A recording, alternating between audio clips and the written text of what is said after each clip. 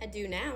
Let's talk about pleasure throughout the menstrual cycle. Because the truth is that about 70% of women are not as satisfied as they could be. And it probably has something to do with all of the shifts that happen not only with our hormones, but also with our desire, our drive, and our pleasure. So during the follicular phase, which is the phase right after your period, this is a phase where we are more open to exploring new ways of enjoying ourselves, alone or with a partner. This is a great time for spicing things up, trying new things. This is also one of the more externally focused phases, so it's easier for us to get in the mood. So have some fun. Then we move into the ovulatory phase, and this is a phase where we are just naturally more orgasmic. This is a time to really focus on your pleasure, or for your partner too. In this phase, we are just juicy and the desire is at its peak.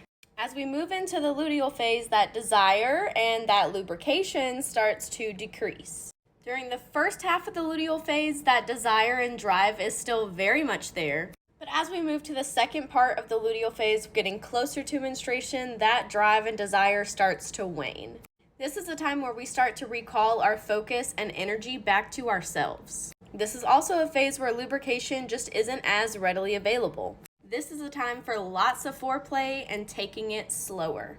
During menstruation, a lot of women like to take a break from it during this phase. Some women don't, and that's totally okay. If your drive is up, go ahead, girl, do it.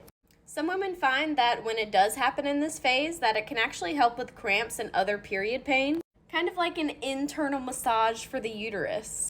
Also be mindful that things like hormonal birth control can really dampen your drive and desire and your lubrication. Studies have actually shown that orgasm can actually decrease your risk of things like breast cancer and cervical cancer.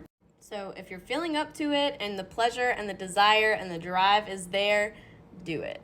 On a hormone level, this is how our drive is impacted throughout the cycle. So estrogen keeps everything lubricated, plump, increases our desire, and makes everything more pleasurable.